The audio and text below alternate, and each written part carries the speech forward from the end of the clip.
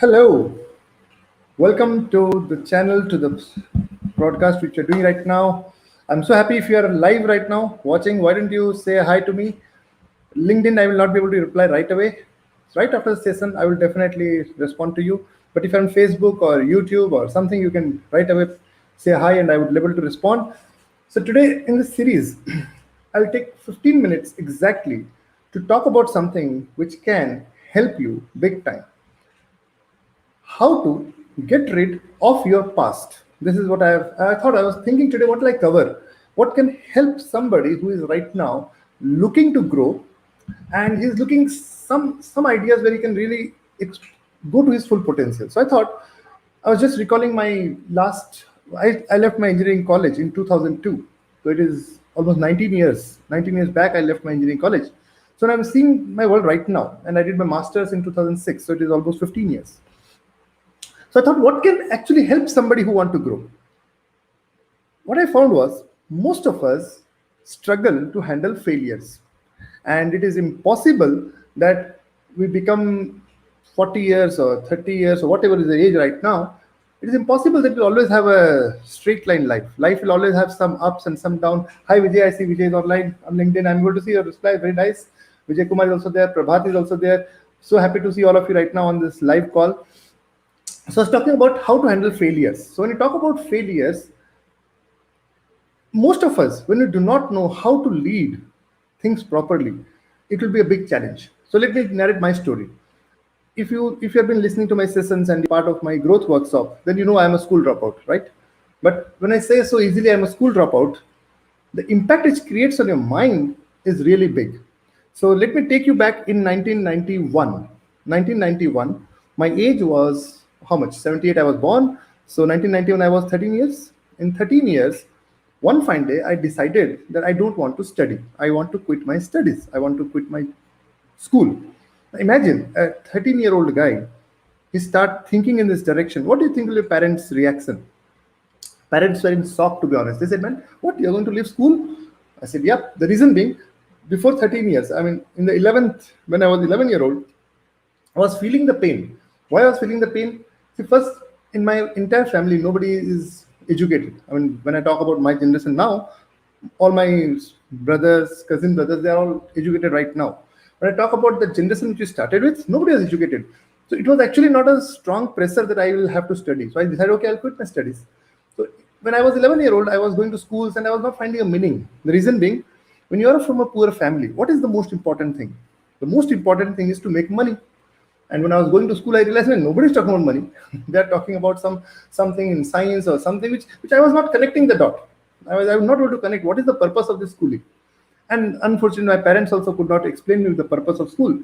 The only purpose they were giving me was if you don't work hard, you will have to struggle, or whatsoever they knew the best. And they said you have to pull a rickshaw, or that sort of example they gave me. And somehow I didn't connect. I said it's okay. Even if I'm a rickshaw puller, who cares? That was how I was thinking. But then I was clearing my exam by cheating, asking to some of my friends. Somehow it was going through, and internally a guilt feeling was coming. Man, how long will it go like this? And why am I coming? Why don't I one day take a courageous step and decide to move on? It's okay. So I said, okay, great. And meanwhile, what was happening, I'll tell you, when I left my studies and I started my almost I was for 1 year in home. I was doing home study after that because once you quit your school, what do you do? Home study. But my mom was after me, and somehow in correspondence, I did my studies in 1993. I completed my 10th standard through correspondence. And after doing that, I I started a shop because my parents, then one day my father realized that anyway this guy is not going to read. So why to waste time? Let us open a shop. So I opened my first grocery shop. Grocery, this is not that food grocery. It was cow fodder. I started that shop for almost 1 year. I worked on this, and that time two things were happening. Number one thing which was happening was my brother. He is a studious guy. I mean, he's a gem of a person. He's a genius. He takes anything, he completes it. He's like in Hindi they say, right? He's a bookworm. He's a bookworm sort of person and very sharp brain. So there are two contrasts now. On one side there's a son who is reading, and another side there's another son who is not reading. Now imagine just two contrasts. You just keep one black and one white. It's actually you cannot see the difference. But you bring together black and white, you can actually see a big difference between black and white. Correct or not? Same thing happened with me. So when my brother and me were together, people are able to see a stark difference that somehow this guy is having a problem. And what do I do now? But I'm not enjoying studies, so what can I do? Society started branding me. When I was growing through this phase, few things was happening in my mind subconsciously which I was not aware.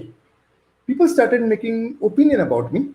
They started passing judgment call upon me. They started saying that this guy is weak. He is logically weak. He is not having that acumen. He is not having that patience. He is not having whatever they knew. They said consciously I was rebel. I was fighting with them, but subconsciously this data was going and preparing me for failure. And this episode, the reason I'm telling you, I'll connect it with the dot to explain to you what exactly happened later on. In between, I got a dream to get into IIT. That's a long story, so let me short. I met with two or three very good professor. In Kataka, I met with a very good chemistry teacher, Aparna ma'am, and she came across. So I got a dream that I should. And meanwhile, there's another good story. When I got a dream of IIT due to one of my mathematics professor in Orissa, Katak Sakti Behra, and he is a gem of a person.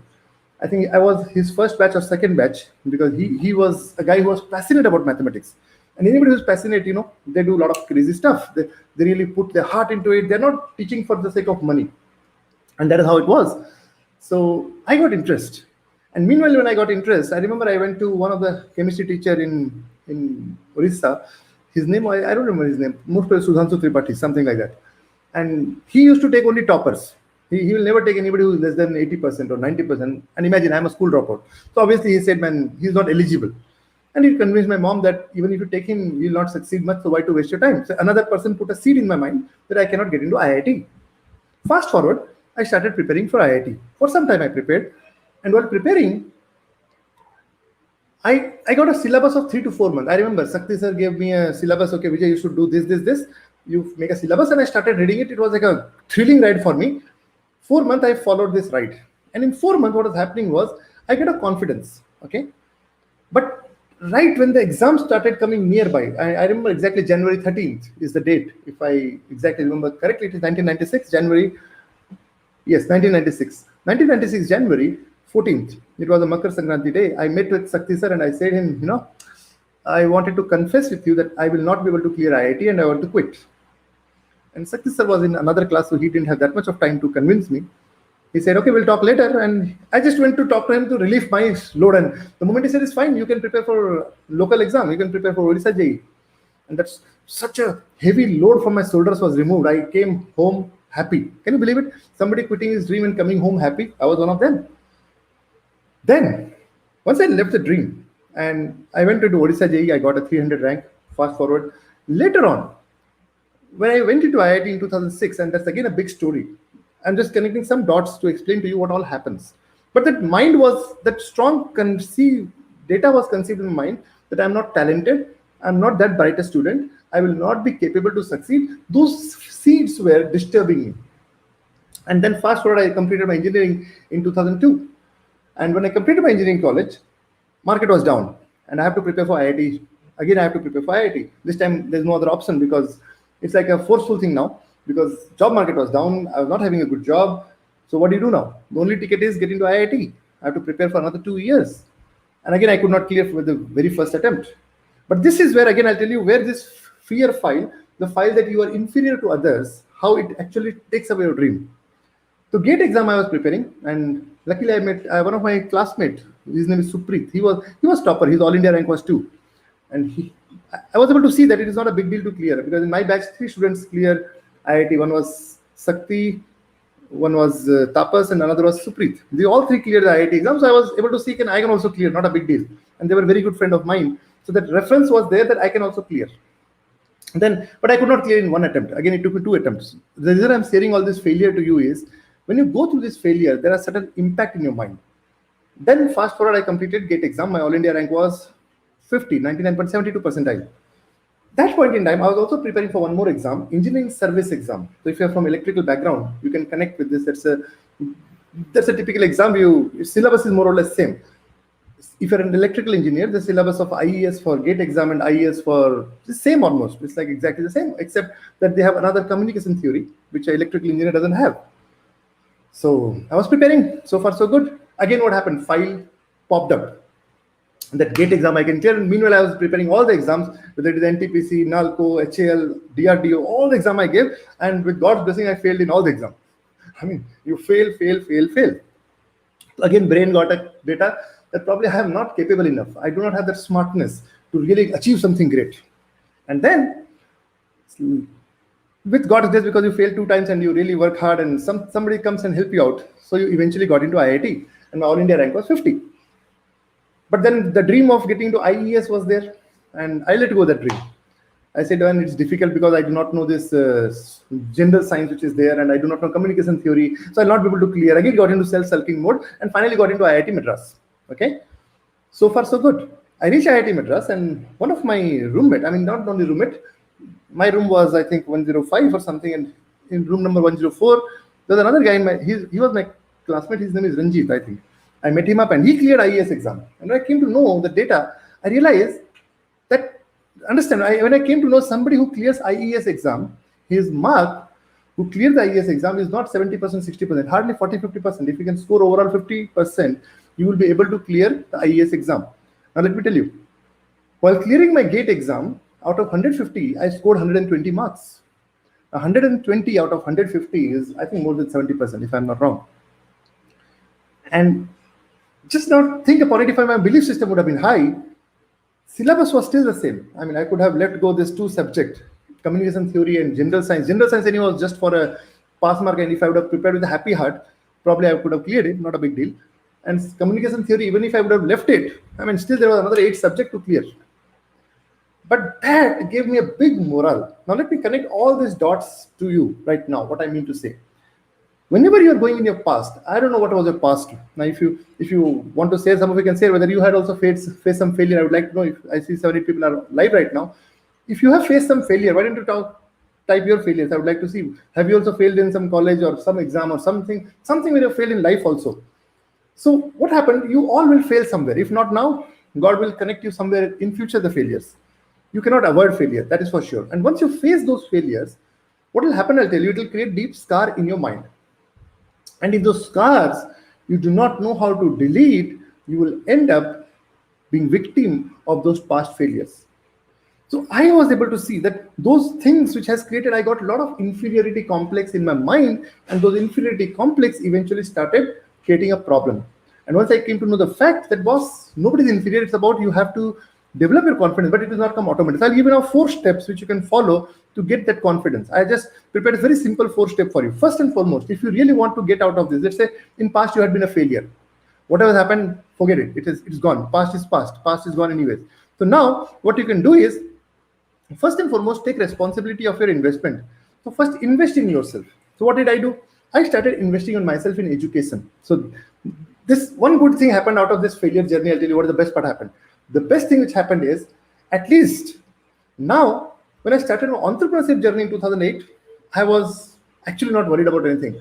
I didn't care who is saying what. I didn't care what is happening. I didn't care about failure, because already I have failed so much before 30 itself. So who cares now if I fail in my entrepreneurship venture? That helped me for sure. And when I started my entrepreneurship venture in 2008, one thing I did very categorically: invest on yourself. That's the first thing I'll do. Now, what do you mean by investing? What do you do? So a lot of things, people, what the error they do is, majority of time, they do not even sit with themselves and ever ask a question, man, what is my interest? Same thing happened when I came in my corporate world in 2006 after leaving IIT. I was working in ARM. ARM was one of the best company you can work in. Really genius. I mean, they're hardcore technical circuit designing work. But after working for 1 year, deep within, somehow I was not connecting the dot. I said, no, Vijay, this is not something that you are meant for. It's like, right? You achieve something with all the hard work, and after achieving, you realize, shit, man, this is not what I want. I mean, I'm not meant for this. I'm meant for something else. What is that something else also you do not know? What do you do now? I'll tell you what you should do. Don't let go of that feeling. Because that feeling is coming, that's the way God is talking to you. God is talking to you, man, you are meant for something else. Now, what will happen, I do not know. So I'll tell you what I did. I stumbled upon an assessment, which I met with a mentor, and he gave me an assessment, career impact assessment. I did my first assessment long time back.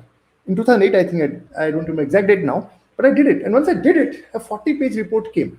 And in that report, what happened was, it has a clear-cut data that what exactly is my personality, what is my inner strength, what is my motivation factor. And once that data I got a clear picture. Vijay, you are not meant for technical field. You are meant for something beyond technical. You will not have a bright future in a technical career. Though my resume says I will technically successful, but my passion inside said, Vijay, you are not for technology. And that's the first thing I said. So if you are also in that phase of life right now, I would first and foremost recommend you find out who you are. Find out what is your strength. Everybody, God has gifted some strength of us. I can tell you, you cannot succeed in a play which you are not meant to play. I repeat again, you cannot succeed in a play which you are not meant to play. And which game to play many times we are not aware. So for that, I can tell you, go for career impact assessment. That's step number one. Second step you have to do is do a reality check. When I say reality check, just check it out. And whatever happened in your childhood, or what happened in your past, or let's say in previous company you had some bad experience, or some relationship experience you have in life, whatever happened, today is the last day of your struggles if you choose to. I repeat again.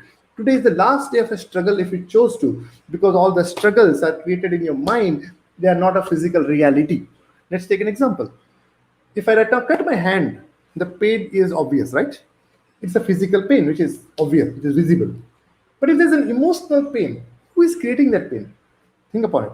Somebody said something to me. Somebody said, Vijay, you are bullshit. You are horrible. Okay, he has full freedom to say. Who can stop it? It's a democratic country. But who is creating this pain? Is that person creating a pain, or am I creating a pain? That is the point we have to understand. So I realize that this all pain we are creating in our mind.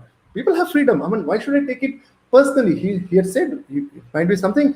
He had some bad day. He had some bad thing, or whatever happened. Our frequency didn't match. He said something. Fine. He's not a bad guy.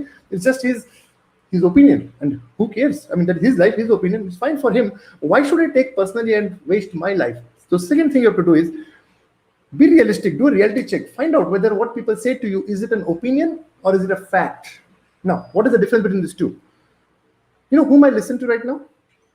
I have my paid mentors. I know nothing in this world comes free. Check it out. If you are looking for a free lunch, let me tell you, only your father can give you a free lunch. Other than this, nobody is going to give you a free lunch, because parents are the only people who can support you unconditionally. Otherwise, the whole world is transactional. That is for sure.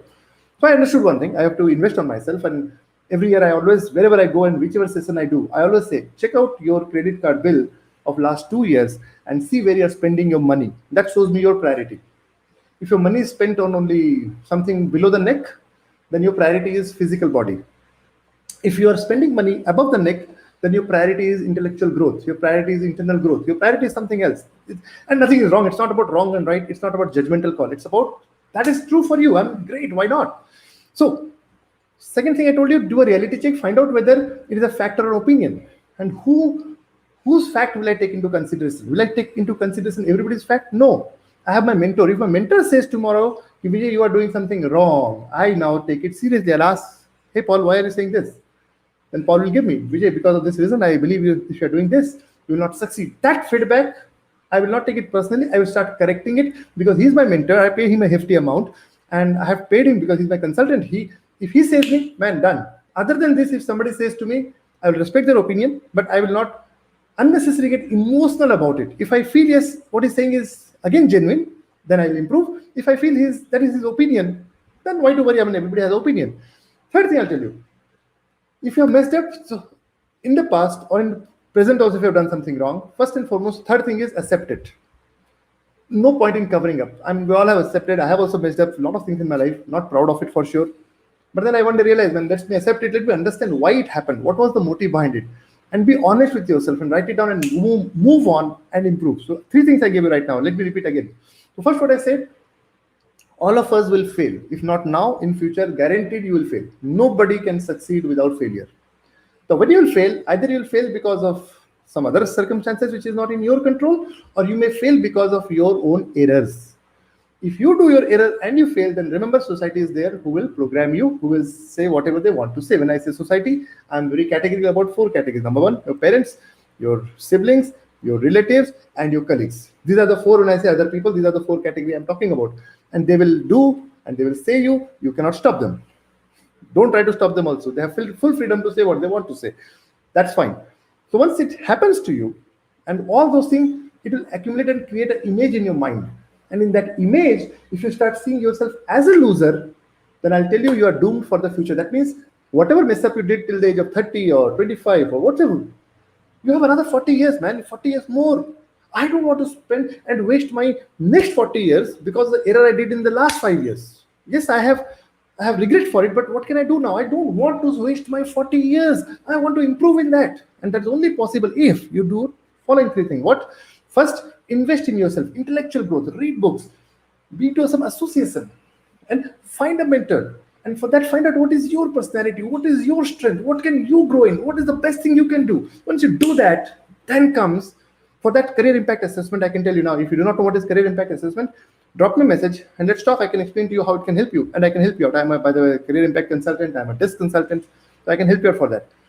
And once you understand your personality, your motivation, then the only thing you have to do is do a reality check. That people who have this opinion about you that you are weak, you are dumb, you are whatsoever they said, is it a fact or is it an opinion? Fact is not true, because many times people may have an opinion. When people have an opinion, I am a weak brain. I mean, they didn't did my brain surgery. They just give an opinion based on my behavior. That is the conclusion they drive. They didn't need a medical science study to find out, oh, Vijay is really weak. No, that was not the case. So in that case, find out your mentor and take the feedback from the mentor, not from everybody. Third thing you have to do is, if you have messed up in your childhood or in the recent past, take responsibility of those failures. Don't run away from them. Don't defend. Accept it. See what course correction you can do and move on. That's the only way you can succeed. And the last thing you can do is find a mastermind alliance. Now, when I say mastermind alliance, what I mean by this is that a mastermind alliance is a group of positive, like-minded people, because all these things will have to come out from this mess. You cannot come alone. It's like sitting on the chair and trying to lift yourself. It's not possible. You need a positive association. And for that, we have a very great program which I run, Ascending Your Peak program. And it's really affordable also. We have kept so that people can really afford and be part of the program and they can grow. So I'm sure what I covered today will help you out. Apply it and let me know how it helped you. And I see some of the comments. So Raghavendra is there. He's saying, absolutely true, sir. I got an inner fear when I got failure. Absolutely. Chinmay is having some answer. Failed to secure gate rank for 3 continuous years miserably, but let it go and learn skills to get into later. I understand your pain, my friend, because I have failed twice. So I know what you're talking about. I failed in 2002. I failed in 2003. So I can understand your pain. One thing I can tell you, Chinmay, don't take it by heart. Whatever has happened, forget it. If you have moved on from that dream, nothing to worry. But don't take this failure as the last failure of your life. It is the beginning of your life. It is not the last, okay? So move on from there. And how do you move on? Take next resolution of your life. Find something, find somebody, some positive association, somebody who can guide you, somebody who can mentor you. Be in some positive association. It doesn't matter. Even if somebody is school dropout, he can be more successful than anybody else right now. He might be from IIM, he might be from Stanford. It doesn't matter, because whoever is on the growth trajectory will always grow. If somebody from a good college stopped growing, his growth will also stop. His success also stops. So it doesn't matter. Degrees cannot help you out. I mean, they can only take you to one level. After one level, degrees are just to prove that you have an intellectual brain, you worked hard.